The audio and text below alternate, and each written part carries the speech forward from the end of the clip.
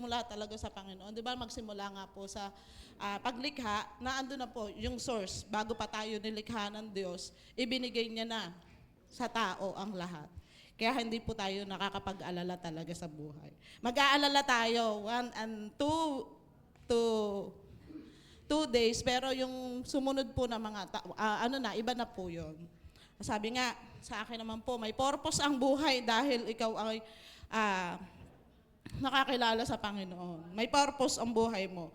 Sabi nga, kung ang gift mo ay teaching, magpasailalim ka sa Panginoon at gagamitin yung talent mo as teaching. At yung calling naman po ay sabi nga, gagamitin mo to dahil may divine appointment. Yung pong divine appointment na yun, yung mga tao na ilalapit sa iyo ng Panginoon at tunay na makikilala tayo na paano tayo magde-deliver ng word kung sa ating sarili ay hindi makikita yung patotoo na yun. Yun po. Thank you po. Salamat po. Mula sa ating youth, meron ba? O kaya doon sa dulo, parang may tatayo na kasi.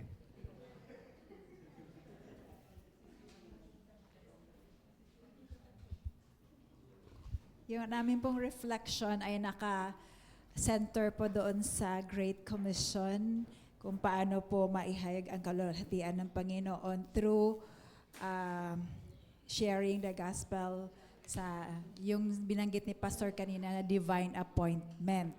So, bakit po ba nag-aalinlangan na magbahagi, sumunod sa Panginoon, knowing, so yun, malaking impact po sa amin na na-remind kami na lahat ng authority ni Jesus Christ sa kalangitan, in heaven and on earth, ay nasa Kanya na po. So, wala na po, parang yung gagawin po natin ay sumunod na lang. Pero ang nangyayari po minsan, nakafocus sa sarili, kaya ko ba, ako ba ay, kaya ko bang mag-share or paniniwalaan ba kung anong sasabihin sa akin? Tama ba yung mga salita? Minsan ganun ang dami nating iniisip bago po tayo sumunod. Pero ang gusto lang ng Panginoon ay yung tayo ay mouthpiece. Sumunod po kung ano po talaga yung gusto niyang gawin, maihayag ang kanyang pangalan, kaluwalhatian sa pamagitan ng pagbahagi ng kanyang salita. Na kailangan po talaga natin ng yung sundin siya, yung kilalanin yung kanyang authority sa buhay natin na wala na po tayong dahilan. Sumunod lang, gawin ang kalooban ng Panginoon at huwag mag-alala kung ano man ang magiging resulta dahil siya din naman talaga ang kikilos sa lahat-lahat. So magsabi lang tayo in seasons man yan or out of season. So kadalasan po talaga ang hadlang ay sarili po natin at sarili nating iniisip na una na, nag-overthink na po tayo. Kaya salamat sa reminder at saka minsan may mga pagsisisi na sinabi ng Panginoon, sharean mo, tapos namatay na, hindi natin nasunod, di ba? Nandun yung pagsisisi or yung regrets, pero ang Panginoon ay Diyos pa din. Hindi naman po nakadepende din lahat sa atin. Ay, wala pong nakadepende sa atin. Sumunod man tayo hindi, matutupad pa rin ang kalooban ng Panginoon. Mm-hmm. At yung isa ay para po natin malaman talaga ang layunin ng Panginoon sa buhay natin, ma-discover natin, ay magbabad po tayo sa salita ng Panginoon. Yeah. Wala pong ibang dahilan to be intimate with our Lord. Mm-hmm. Praise the Lord. Salamat po. Okay. So, purihin po ang Panginoon sa mga reflections po na yon. Talking about divine appointment, bakit minsan na hindi tayo ganun ka-sensitive for the divine appointment na binibigay sa atin ng Panginoon? Why? Ako'y naniniwala na isa sa pangunahing reason is that we don't intentionally pray for divine appointment. For example, Monday, umaga, kung ang iyong magiging prayer kaagad is this, sa pagsisimula ng week, Lord, pwede niyo po ba akong bigyan ng kahit isa or dalawang divine appointment for this week? And from that prayer, ang tutulong sa atin na tayo ay maging sensitive, magiging discerning sa lahat ng mga tao na dadalhin sa atin ng Panginoon. Minsan, wala lang, pero nakausap mo ng merong pinaramdamang Panginoon, so, o may nakita ka, narinig ka,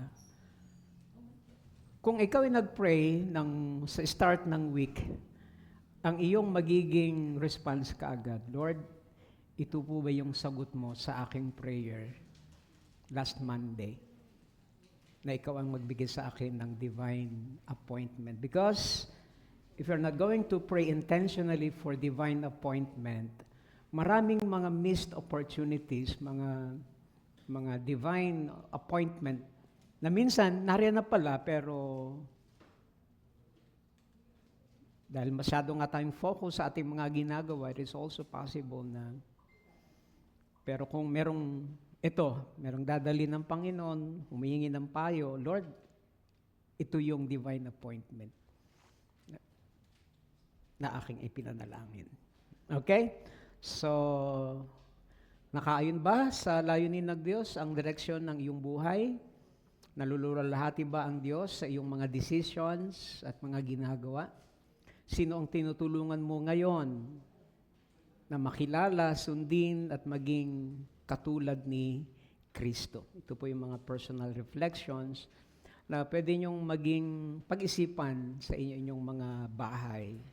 Okay, number 2, at siguro, ito lang siguro, hanggang dito lang tayo matatapos. Hindi natin matatapos hanggang doon sa 5, Roman number 5. Unless na pumayag kayo hanggang alas 8 tayo ng gabi. Now, bunga ng biblical na layunin, the fruit of biblical purpose. Ephesians 2:10, ito ay pinakang reference verse natin. Sapagkat tayo ay gawa ng Diyos, nilikha kay Kristo upang gumawa ng mabuti na inihanda ng Diyos ng una pa upang ating lakaran. Okay? What is the main truth here? Ang biblical na layunin ay nagbibigay ng linaw sa ating pagkatawag, direksyon sa pamumuhay at pangmatagalang bunga sa paggawa ng mga alagad. Okay?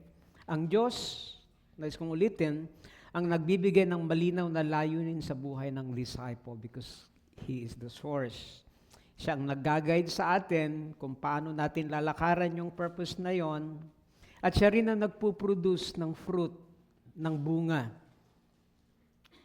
Habang tayo ay nagpapatuloy towards that purpose. Kaya ano po yung pwedeng maging flow ng ating discussion? Number 1, God gives clarity.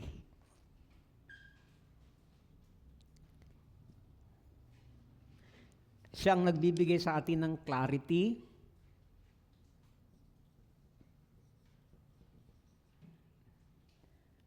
Why? Ano yung inilinaw ng ating usapang kanina? Malinaw ng pinakang purpose natin, pinakang sentro ng purpose natin is the glory of God. Amen? At mula doon sa clarity na yon, nagbibigay ito sa atin ng direction.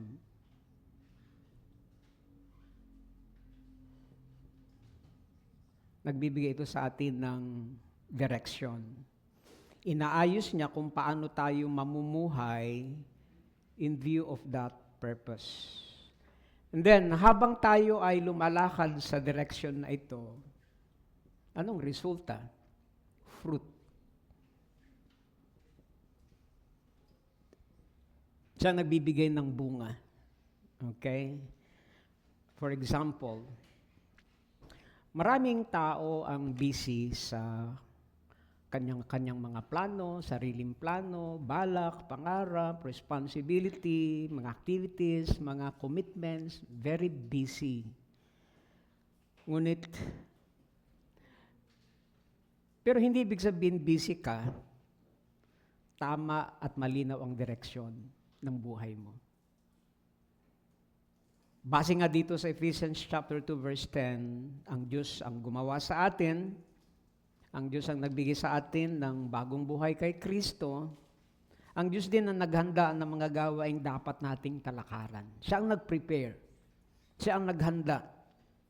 Kaya napakaganda nito dahil hindi tayo iniwan ng Diyos upang tayo lamang ang humanap ng sariling direksyon, gumawa ng sariling direksyon, dahil siya ang nagbibigay sa atin ng clarity, ng guidance, at siya rin ang mag-i-empower sa atin to produce fruit. And what is that fruit? A God-glorifying life. Now, isa-isahin po natin. Nililinaw ng biblical na layunin kung bakit tayo nabubuhay. Biblical purpose clarifies why we live.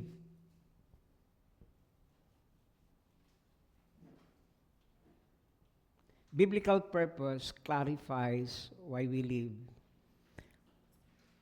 Paano magkakaroon ng clarity yung purpose natin? Balik tayo sa simula. Ano yung simula? Saan nagsimula ang lahat? Sa God.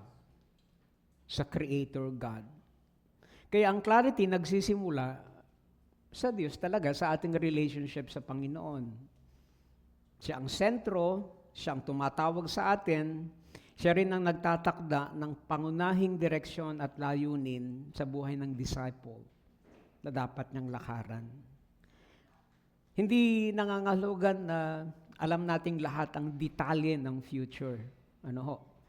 Maaring may mga pagkakataon na hindi pa talaga clear yung mga susunod na mga direksyon, susunod na mga chapter. Maaring magbago, possible din ang ating mga ministry assignment. Maaring hindi pa natin nakikita ang lahat ng opportunity na katulad ng sinasabi ko kanina. Pero mga kapatid, malinaw sa Bible ang pangunahing calling ng bawat disciple. Ano po yung binanggit ko dito? Ang mga assignments natin.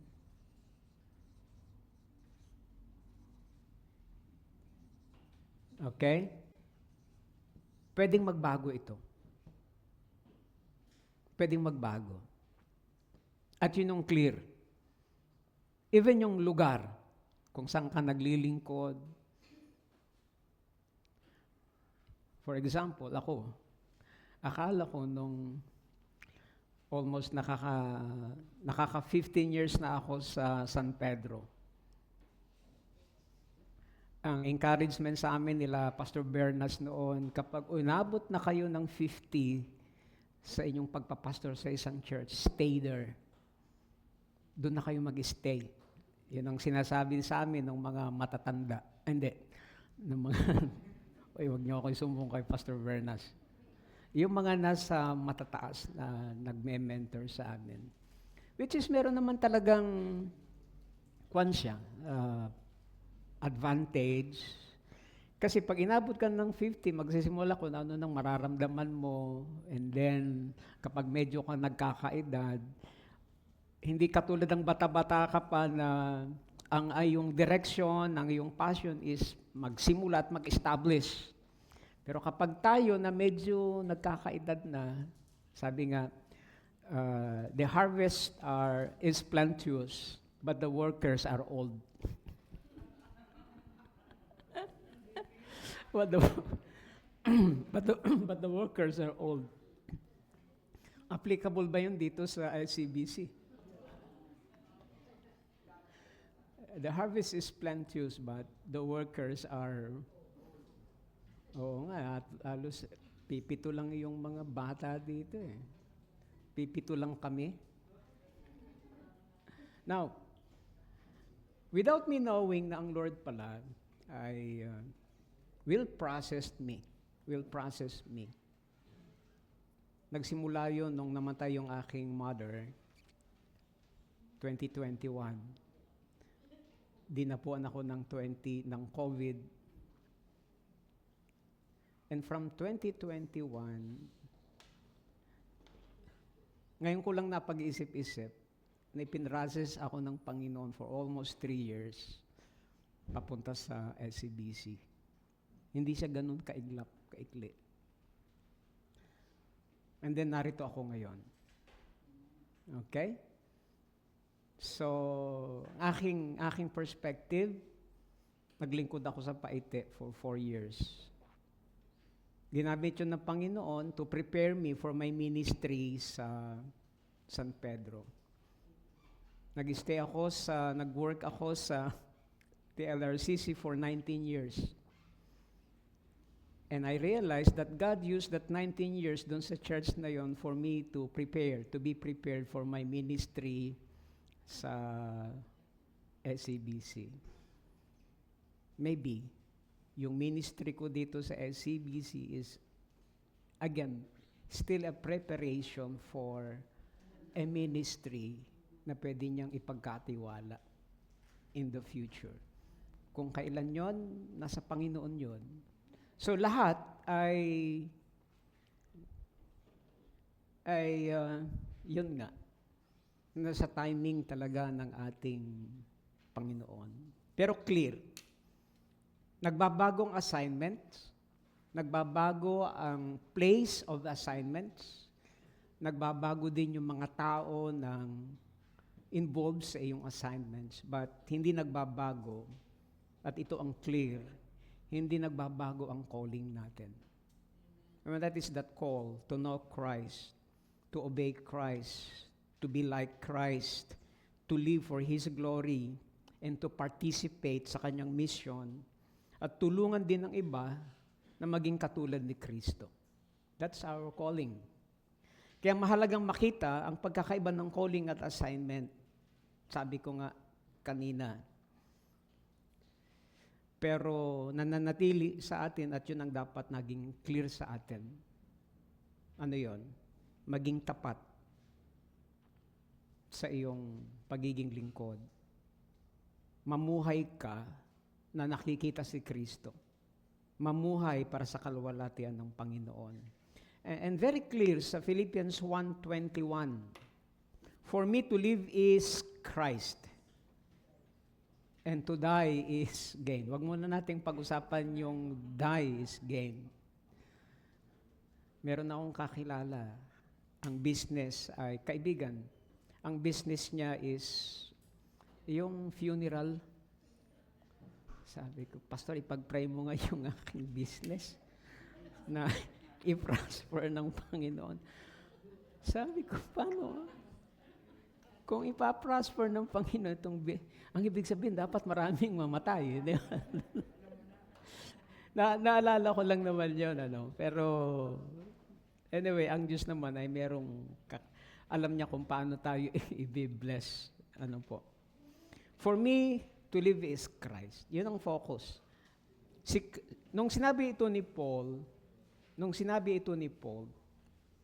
ang context nito, sumulat siya sa mga taga-Philippian na sila'y nag-aalala nung si Apostol Pablo ay nakakulong sa Philippians. So they are worrying for the Apostle Paul. Kaya ang ginawa ng mga taga-Philippians, nagpadala sila ng makakatuwang niya na makasama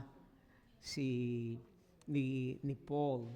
Kaya at the same time, sumulat din siya. Sabi niya sa mga kapatid sa chapter 1, sabi niya, mga kapatid, yung aking pagkakakulong dito sa totoo lang, ginamit yun ng Diyos para yung gospel makarating sa palace. Ang ibig sabihin niya ay, ang ibig niyang sabihin, siyempre, maraming mga sundalo, yung mga sundalo na pinapadala para magbantay sa kanya, command, 24 hours. Na lagi mong kasama si Paul, nagpipray, umaawit, nag-aaral, nagsishare. Sinong matigas ang puso doon? Na dumating ng kalaban, umalis, kapatid, sa Panginoon. At yung mga soldiers na yon, na-encounter ang Panginoon through the Apostle Paul, pagbalik nila sa palace, they are witnessing for Christ. And then, sabi ni Paul, nung dumating siya dito, kaya mga kapatid, huwag kayong mag-alala. Sa totoo lang, for me to live is Christ. Isang malaking kapakinabangan na ako'y naririto na naglilingkod. Pero, to die is gain. So, anong pipiliin ko? Gusto ko pang mag-stay dito sa lupa para matulungan kayo maging blessing ako. Pero, to die is gain. Now, Ito yung puso ng isang lingkod ng Panginoon na isa lang ang sinasabi niya, si Kristo ang dahilan ng kanyang pamumuhay, si Kristo ang sentro ng kanyang paglilingkod, si Kristo ang basihan at batayan ng kanyang mga decisions, at si Kristo talaga ang mensahe talaga, ang message ng buhay ni Apostol Pablo. Kaya nga, kapag si Kristo ang sentro, nagkakaroon ng tamang lugar na iaayos ang ibang bahagi ng ating buhay bilang disipulo. For example, meron tayong iba-ibang kinalalagyan. For example, sa trabaho. So, kung clear sa atin yon, yung layunin ng Panginoon to glorify God, even sa ating mga kinalalagyan sa ating mga workplace, nagiging lugar ito upang maipahayag at maipakita ang tapat na paglilingkod upang maipakilala rin si Kristo through our loyalty, through our righteous na pagtatrabaho, pagtitiis. Sa pamilya naman, nagiging unang place ito ng spiritual influence at disciple making. Tulad nung kinuwento ko nung una, ako yung isa sa mga Kristiyano na matapos bautismuhan ay pinabayaan na. Wala nang halos nag-follow up, walang nag-disciple, walang nag-mentor. Tapos, then suddenly tinawag ako ng Panginoon sa pagpapastor. Nung ako'y nagpapastor na, isa sa mga pangunahing responsibility ng pastor is discipleship, to make disciples. Sabi ko, ano gagawin ko, Lord? Wala namang nag-disciple sa akin. Meron namang mga nagturo, pero yung literally na merong mga tao na nag-correct sa iyo, nag-rebuke sa iyo, nagpaalala sa iyo, na minsan ay halos magtampo ka dahil sa pagpapaalala. Walang ganon na nangyari sa akin. Siguro most of us, ganon din. Now, nung ako ay nagpapastor na, Lord, anong aking gagawin? Alam nyo, ang naging leading sa akin ng Panginoon, bagamat hindi maganda yung word na pagpraktisan, para bang sinabi ng Panginoon, pagpraktisan mo itong dalawa mong anak, doon ka kumuha ng experience, doon ka kumuha ng perspective in making disciple. So, yun. Ako nag-disciple sa aking dalawang anak, kay Julian at kay Tantan. Ako din ang kumbaga, naging instrument din ng Panginoon para itong aking dalawang anak tumanggap kay Kristo. Tapos, pagdating sa bahay, intentionally na sa totoo lang, napakahirap magkwentuhan ng ministry. Alam nyo kung saang lugar? Sa bahay. Especially, isa sa mga pangunahing struggles natin na mag-usap sa mga spiritual truth, alam nyo kung saan? Sa bahay. Tama? Tama po ba? Totoo yun. Pero ako naman, intentionally na talagang sinanay ko rin itong dalawa. Even yung aking buong family, ano yung message kanina. Tapos ilalabas ni Sister Ruth yung, gumawa ako ng note kasi ganito. Even yung dalawa, meron kaming mga discussions. Minsan, meron din kaming mga usapan tungkol sa ministry, sa church, minsan yung mga ganito. So, to the point na naging normal sa aming, especially sa aming tatlong mag-aama, na pag mag-usap sa ministry, mga spiritual insight,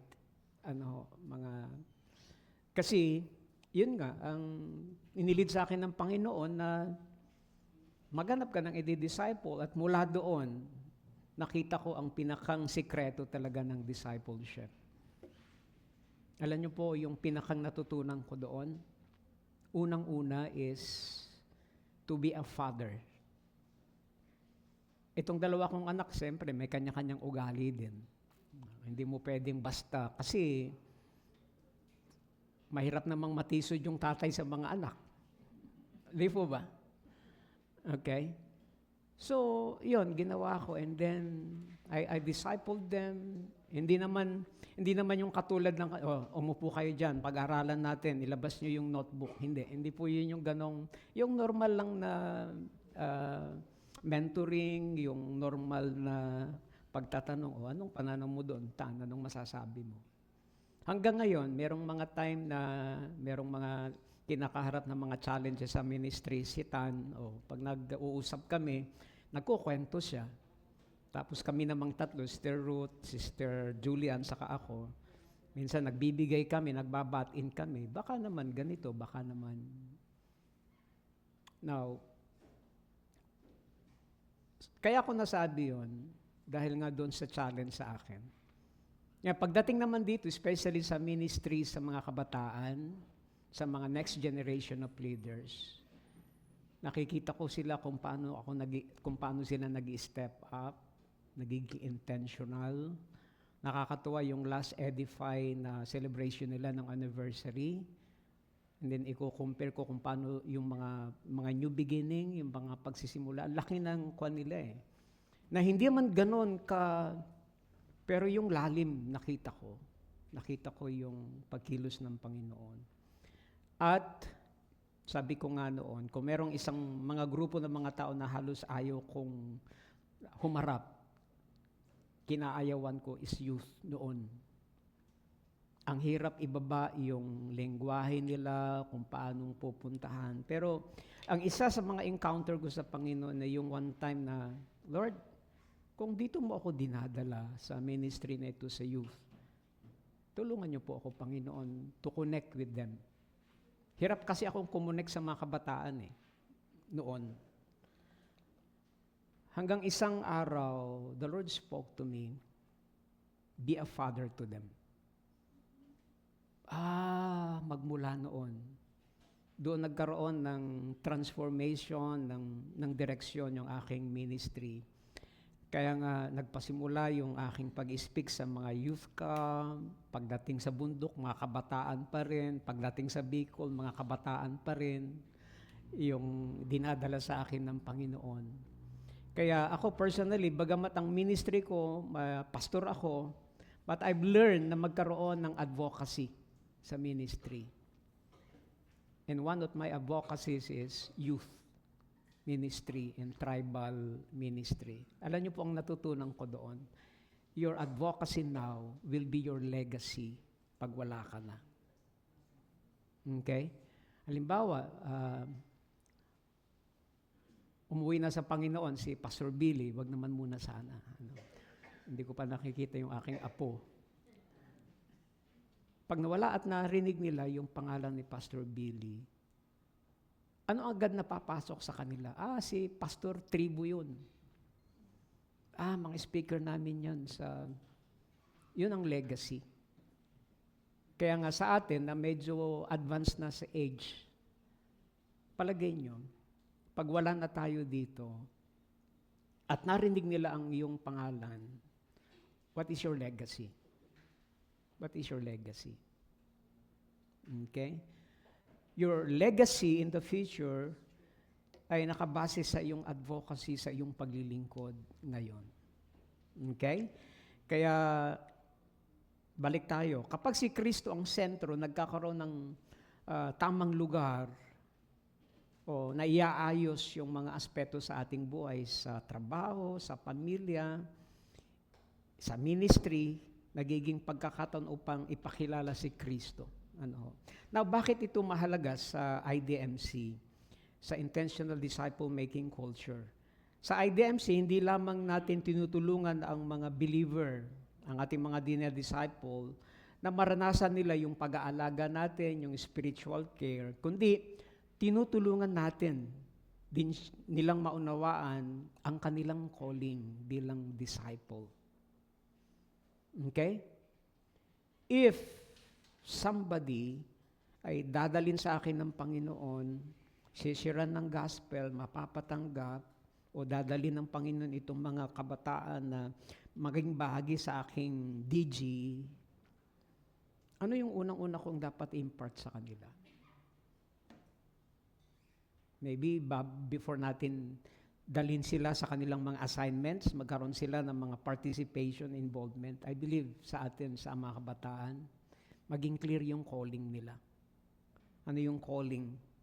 Tinawag sila ng Panginoon na maging follower of Christ, servant of Christ, witness for Christ, and disciple maker for Christ. That's the calling. Kaya kapag malinaw po ito, naunawaan ng isang disciple na meron siyang part talaga sa mission ng Panginoon. Nakikita niyang may mga taong ipagkakatiwala sa Kanya, dadalhin ng Panginoon sa Kanya. Hindi lamang siya basta maghihintay na magkaroon siya ng formal na position or title bago siya magsimulang maglingkod. Okay? For example, wala ka pang ministry position, wala ka pang ministry title, or formal na ministry assignment. Pero pwede ka na magsimula na manalangin para sa ibang tao. Pwede ka na magsimula na magbahagi ng gospel. Kung merong mga lola dito, I would like to challenge you na kayo una-una ang maging accountable na yung mga apo ay ma-secure, magkaroon ng assurance yung kanilang salvation. Narinig ko one time, yung mga kabataan, ginather, tapos para ipagpasalamat yung mga naging instrumento ng Panginoon. So, merong mga kabataan, nagpapasalamat po ako kay pastor dahil ginamit siya ng Panginoon para ako'y makakilala. Ganun din, nagpapasalamat ako sa aking school teacher. Pero maraming kabataan na nagpapatotoo na yung pastor ang naging instrument para makakilala sila sa Panginoon. Tumayo yung 2 anak ng pastor. Ako po'y nagpapasalamat kay teacher dahil ginamit siya ng Panginoon para makakilala ako. Ganon din yung isang anak ng pastor. Hindi yung pastor ang naging hiyang-hiya yung pastor sa kanyang sarili. Maraming kabataan na nagpapasalamat kasi ginamit siya ng Panginoon na maging instrument para ma-share ang gospel. But yung mismo niyang 2 anak, ibang taong ipinagpapasalamat. Pero nagpapasalamat na rin yung pastor sa Panginoon kasi nakakilala. But yung accountability natin ng mga magulang, ng mga lolo, mga wowa at wowo, tayo talagang unang may responsibility na yung ating mga apo, yung ating mga anak. Alam niyo po ang context ng disciples sa first century church? Alam niyo po kung saan ang context? Hindi sa church. Kasi kalimitan, ang discipleship, mentoring sa ngayon, nangyayari saan sa church? Di po ba? Mga mentoring class, discipleship class. But in the first century church, wala pang malaking building. Saan nangyayari ang mentoring at discipleship? Sa bahay-bahay. At home. Yun ang talagang context ng discipleship sa first century church. Kaso iba ngayon ang nangyari nung nagkaroon na ng malalaking building, iniasa na ng mga magulang, ng mga pamilya, ng mga tahanan, ng pagme-mentor at discipleship ay responsibility ng church. Which is hindi po, mas maganda po talaga na sa bahay pa lang ay ma-establish na ang discipleship, mentoring. So, God gives disciples the clarity by showing them that Christ is the center of life. And disciple making is part of their calling. Okay? So, ang alagad na malinaw ang layunin ay nakakaunawa. Saan? Sa calling, sa tawag ni Kristo at tumutulong sa iba na sumunod sa Kanya ng tapat. Okay? Number 2, inaayos ng biblical na layunin kung paano ang isang alagad, kung paano tayo namumuhay. Biblical purpose aligns how we live. Okay? Paulit-ulit kong sinasabi, assignment. Pero dapat liwanagin yung calling. Why? Kapag clear ang calling to be a disciple of Christ, to glorify God, etc., nagkakaroon ng alignment.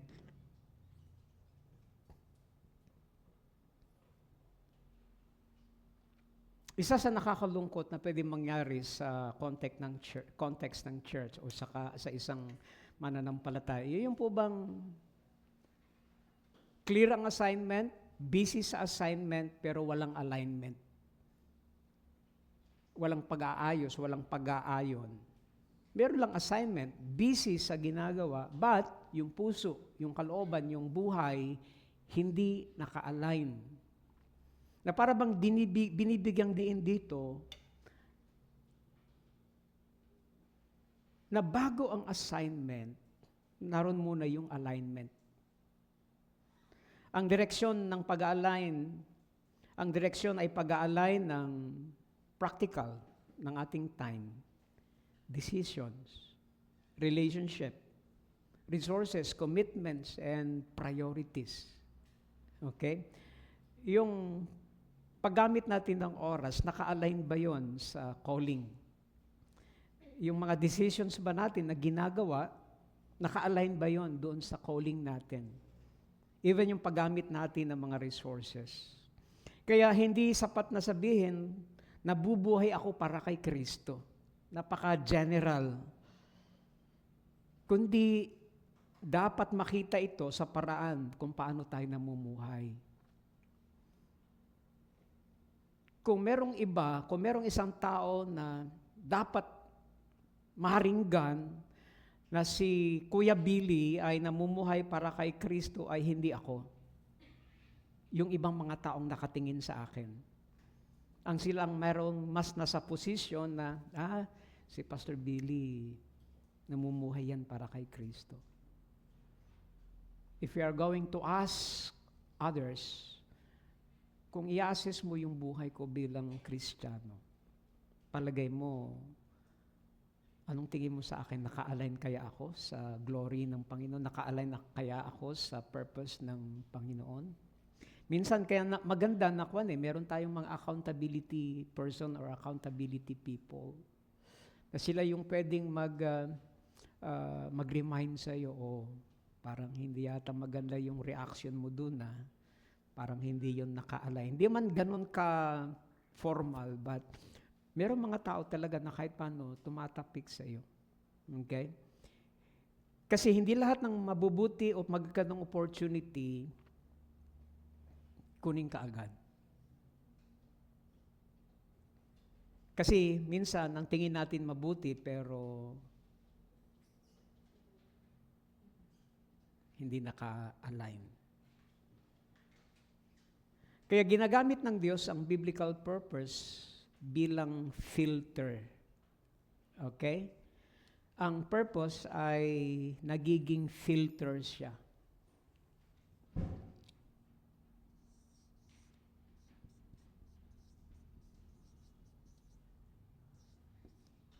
Kaya napakaganda rin ito sa church. Kapag clear ang vision, kapag clear ang purpose, every decision ay nafi-filter doon sa direction na yon. Ito bang ating ginagawa na ito, decision na ito, mas magko-complement ba yon doon sa ipinapagawa sa atin ng Panginoon, sa vision ng Panginoon sa church na ito?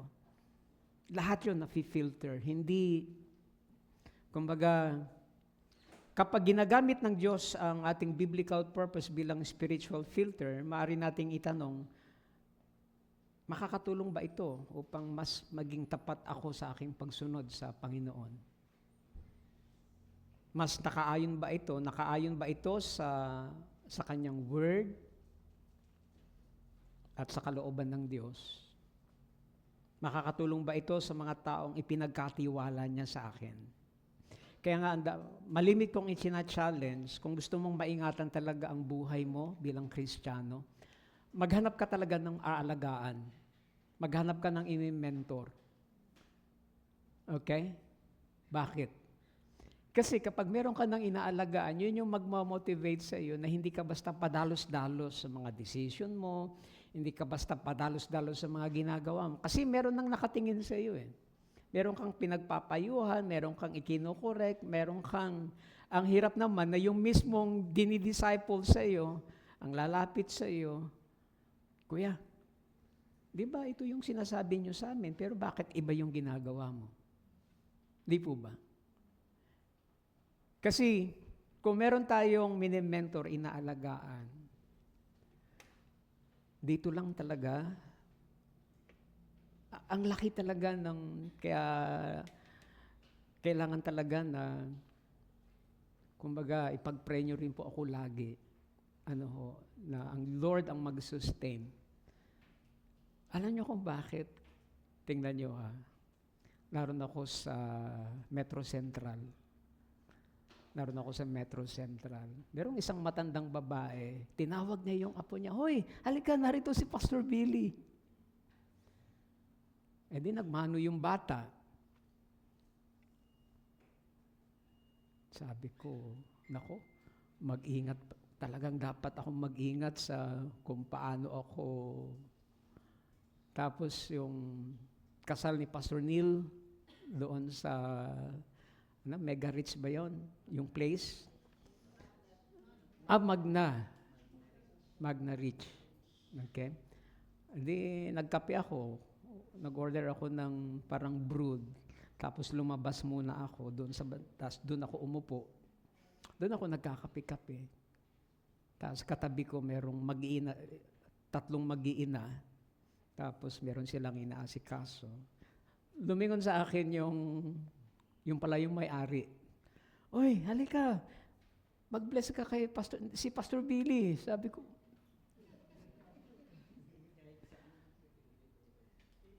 Dito pala nag-aaral. Naikwento ko ito nung Wednesday. E di, Tuesday nung dumating ako dito. Tuesday ba? Dumating ako dito magna-9 na, 8. E di gutom. Kumain ako doon, merong kainan doon yung mayroong lechon na doon sa badabadaro ng kaunti. Adi, gutom na gutom. Kahit ako'y nagda-diet, sa gutom ko. Napilitan akong kumain ng lechon sarap. Pero bago ako kumain, sabi ko doon sa cashier, "Ate, meron ba kayong panukli sa 1,000? Meron po. Opo. Habang kumakain ako, tapos, ito po yung sukli nyo, sabi niya, 850. Nag-isip ako, sabi ko, nakapagbigay ba ako ng 1,000? Bakit ako sinusuklian? Pero malimit kasi nangyari sa akin yun eh. Hindi pa pala ako nagbibigay, akala ko nagbigay na ako. Yung iba naman, nakapagbigay na ako, akala ko, meron talagang, umamin na tayo, kapag medyo nagkakaedad ka at medyo matamis-tamis yung dugo mo, medyo nawawala yung, pero ganun pa man, nung matapos akong kumain, lumapit ako sa cashier. "Miss, hindi pala, ang ginawa ko, lumabas muna ako." Sabi ko, inisip ko talaga, nagbigay ba sila? Naawa ako doon sa cashier, kasi pag i-charge sa kanya yon. Kaya ang ginawa ko, merong pangungusap sa akin na leading yun ng Holy Spirit na magbalik. Lumapit ako sa cashier. Sabi ko, "Miss, nagbigay ka sa akin ng 850. Sabi ko, ang tanong ko lang, nakapagbigay ba ako sa iyo ng 1,000? "Abay, opo, nagbigay po kayo sa akin." Sabi ko, baka nga naman nagbigay.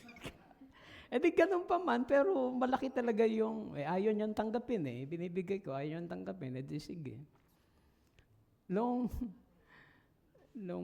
narito na ako sa church, binilang ko pa yung pera ko. Sabi ko, nagbigay ba ako? Hindi. Tapos merong bandang 12, merong nag-add sa akin ng friend. Ini-add ako. yung mismong may-ari nung, sabi ko, bakit ako nakilala?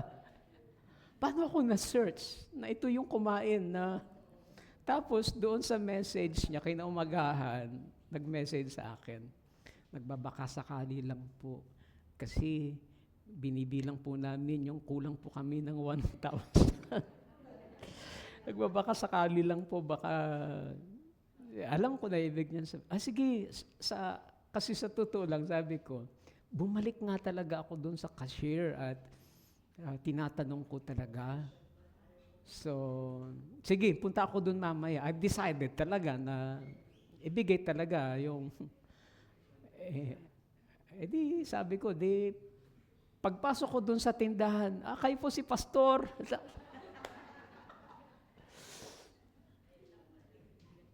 Tapos tinawag niya yung may-ari sa amin. Konsi! Konsihal. Konsihal?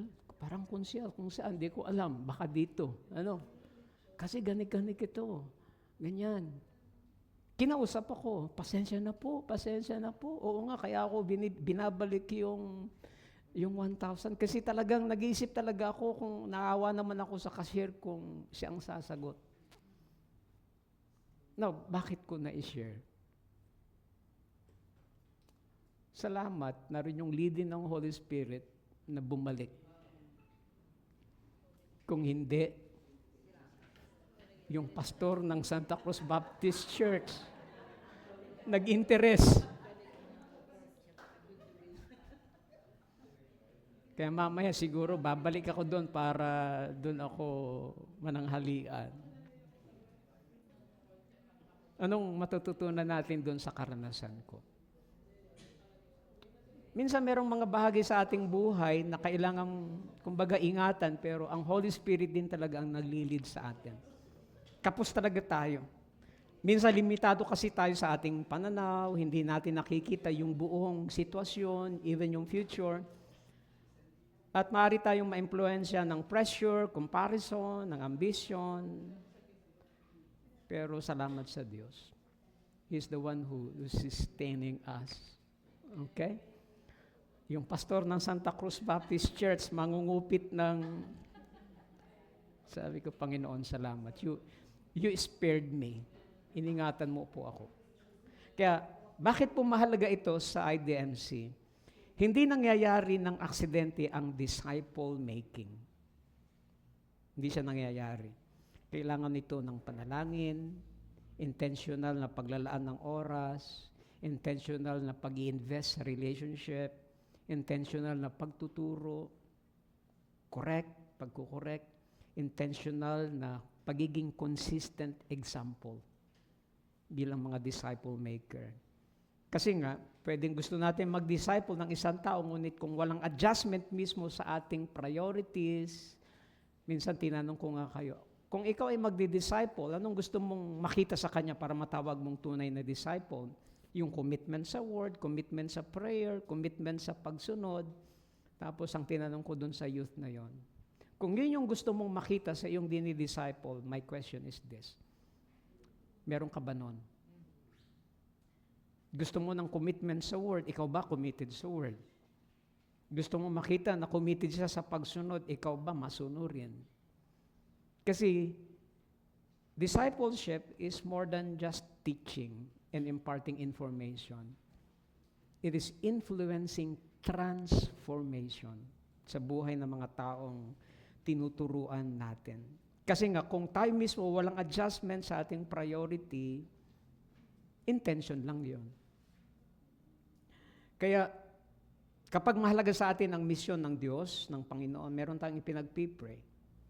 Meron tayong pinaglalaanan ng oras, even ng resources. Meron tayong mga intentional na, oy, sama kayo sa akin. Saan tayo kakain? Kain tayo ng ribsilog. Wow, punta kami ng Lumban. Hanggang ngayon, pag every time na magkikita kami nung, Pastor, kailan tayo magre-ribsilog? That is investment. That is investment ng time, even ng resources, ng relationship. Okay po ba yan, mapatid? So, IDMC principle, God directs disciples by aligning their priorities, their decisions, and relationship with His disciple-making mission. Kasi ang biblical na layunin ay ang siyang gumagabay sa ating mga priorities, decision, time, and relationship upang maisakatuparan natin ang misyon ng Diyos sa araw-araw. Okay, let me finish the last point.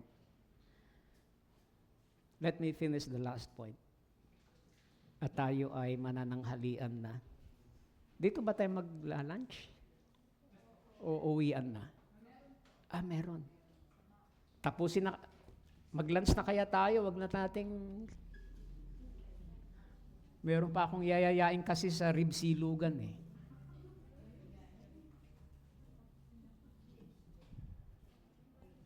Okay?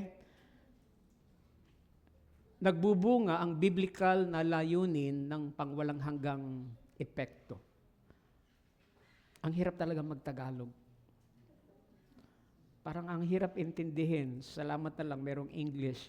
Biblical purpose determines what our life produces. Mas simple sa English, ano? Mas simple po ba sa English? God produces lasting fruit.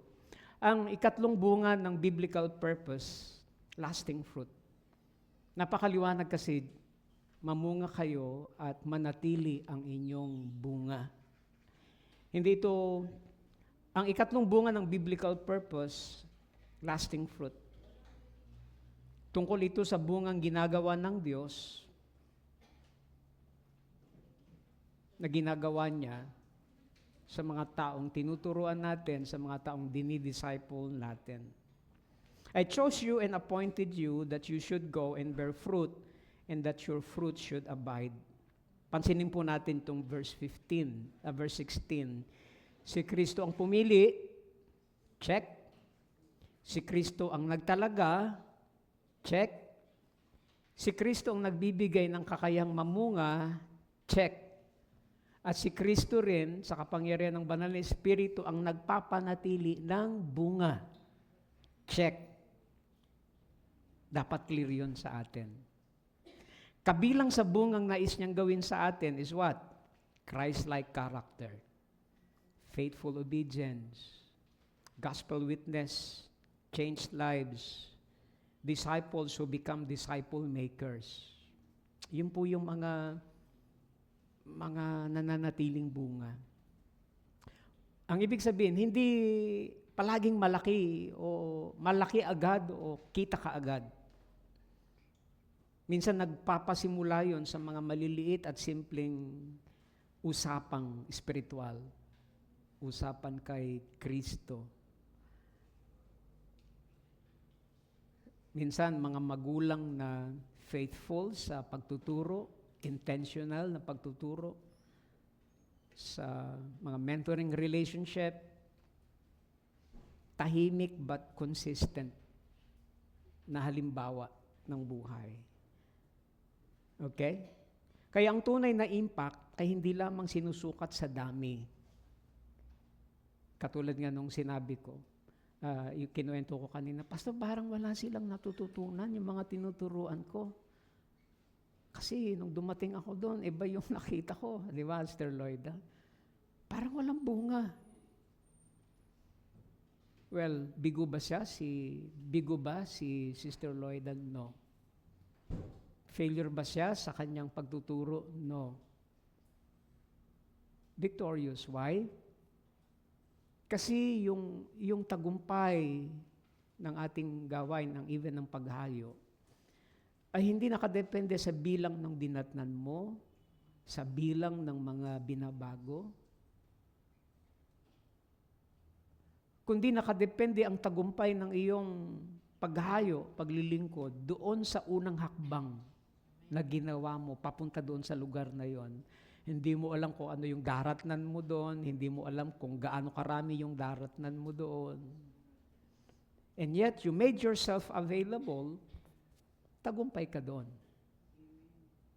Kaya, at least, kung hindi kaagad natin nakikita yung transformation, yung multiplication, yung faithfulness sa mga tinuturuan natin, pero at least, nakikita yun sa ating puso, sa ating buhay bilang mga disciple maker. Makikita rin natin sa 2 Timothy chapter 2 verse 2. Tinuruan ni Pablo si Timothy, tinuruan ni Timothy ang mga faithful people, tinuruan naman nila ang iba, other. Kaya dito, ipinapakita na hindi natatapos sa atin yung natutunan natin. Na dapat ipasa, and to the point na yung ating nasira ng gospel, kumilala, limbawa, yung mga tinuruan ng mga teacher natin sa Cultivate class, one day, isa doon sa mga tinuruan nila, magtuturo din ng Cultivate class. Magdi-disciple din. Mag-aakay din ng iba. At yun naman talaga ang direksyon ng intentional disciple-making church. Kaya nga, merong mga matatagal ng mga kapatiran na dumadalo ng Cultivate class sa Agape. Ang iba doon, mga 150 years ng miyembro ng SCBC.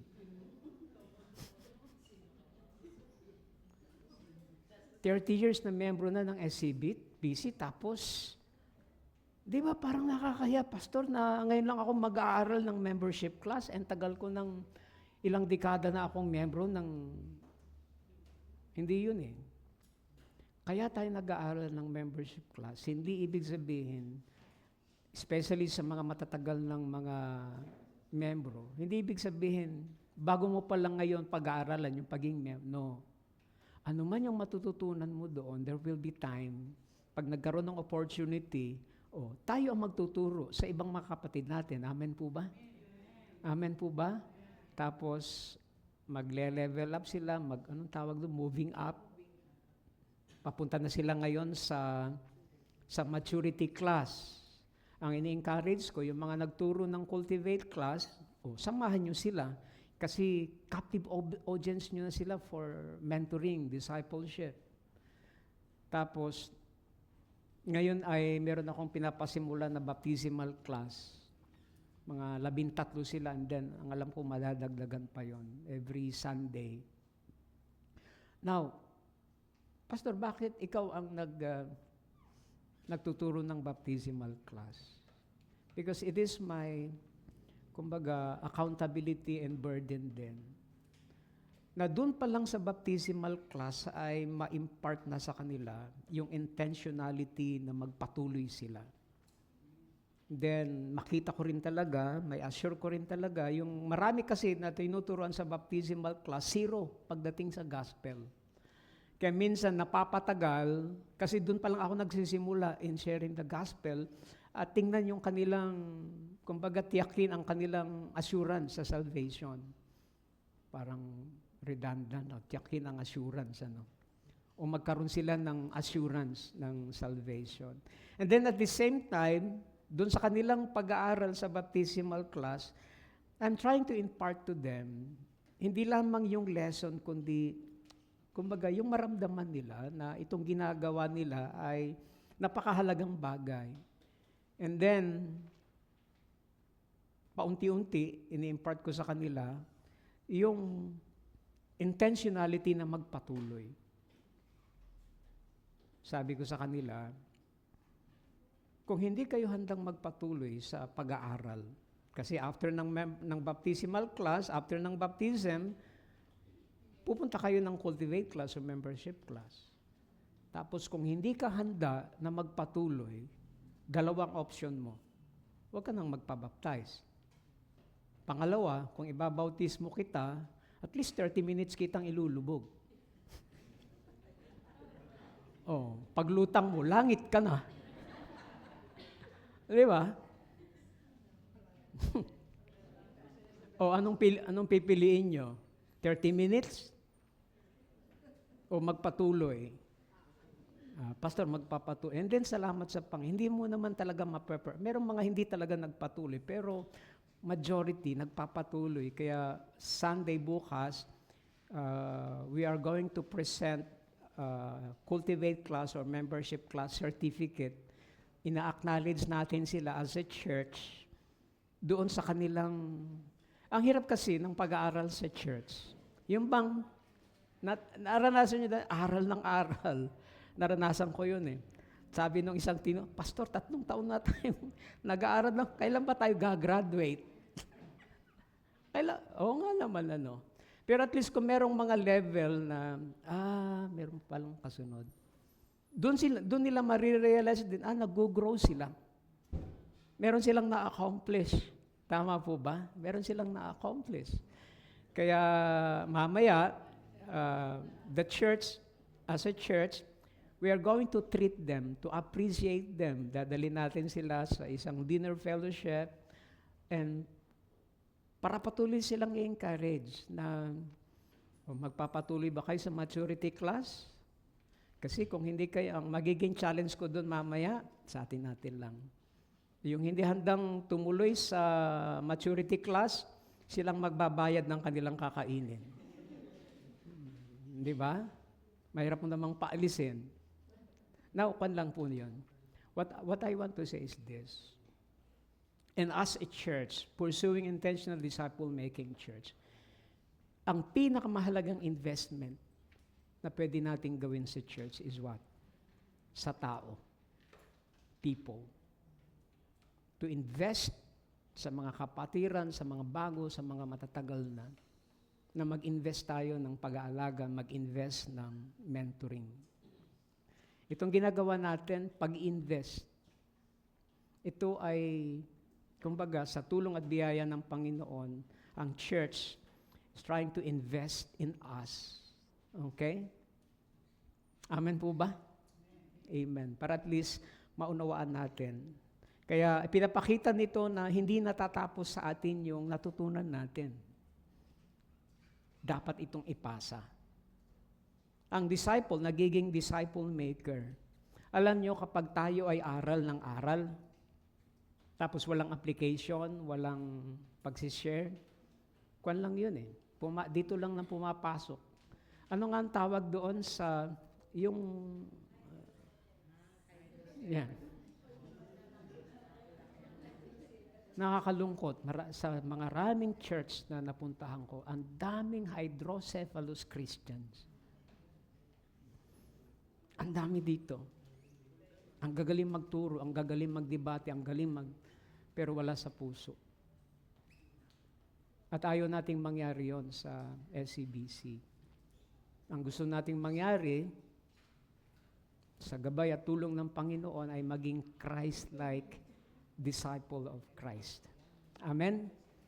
Kaya, meron po ba tayong natutunan? Okay? Kaya ang layunin ng IDMC, Intentional Disciple-Making Culture, ay hindi attendance lamang.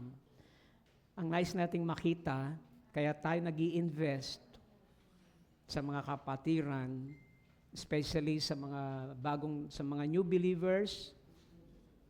Actually, hindi lamang mga new believers eh.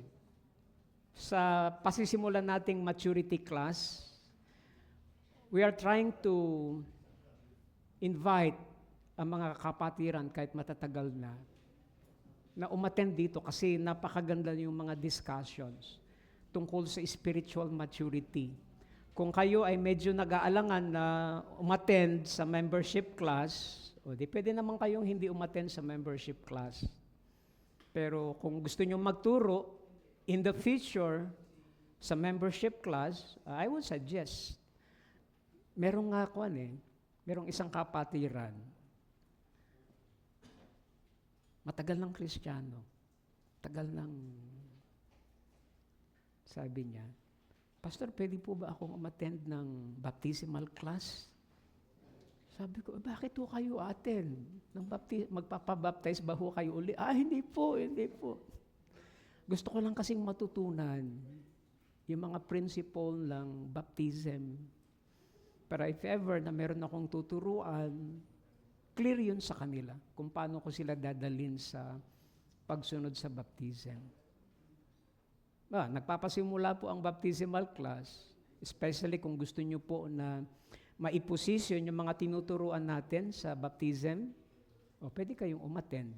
pwede kayong umattend dun sa baptismal class. Nag-aaral po tayo sa mga class po na ito, hindi dahil hindi pa kayo mature, hindi dahil hindi nyo pa alam na kayo ay membro, no.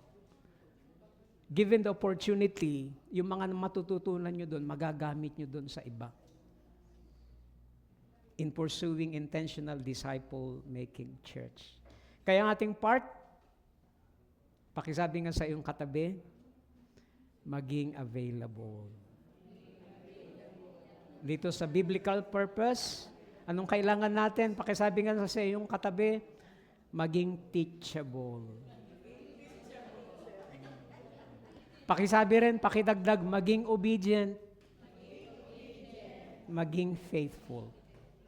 Maging faithful disciples of Christ. As I end, God produces lasting fruit through disciples who faithfully invest in people and prepare them to help others follow Christ. Okay? So, God gives clarity, check. God gives direction, check. And God produces lasting fruit, check. Okay? Tayo ay manananghalian na, check. Okay? So, palakpakan natin ang Panginoon. I hope you've learned something. I hope you've learned something. Kaya, sa inyo pong mga personal reflection, o kaya mamaya habang kumakain tayo, pwede nyo pong pag-usapan yan. Malinaw ba sa akin kung bakit ako sumusunod kay Kristo? Nakaayon ba sa layunin ng Diyos ang aking mga priorities at decision? Sino ang tinutulungan kong lumago ngayon at upang maging disciple maker? Upang maging disciple maker. Okay? Palakpakan natin ng Panginoon. Tayo pong lahat ay tumayo at ipag-pray din natin yung ating kakainin ngayon. Sister Jofin, pwede po bang kayo mag-close of prayer?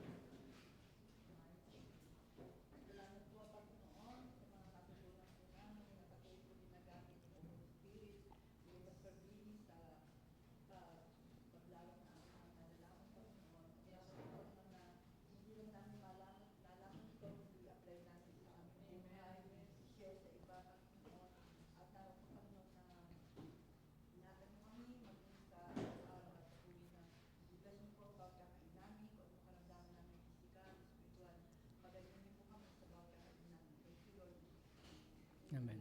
Okay? Next, IDMC natin, hopefully, ay second Saturday. Kung hindi pa po magra-rapture, dalhin niyo po yung inyong mga lessons. Pero pag nag-rapture na, before ng schedule natin, pwede niyo ipagpatuloy yung IDMC. Salamat po sa inyo mga kapatid. Good morning and God bless us all.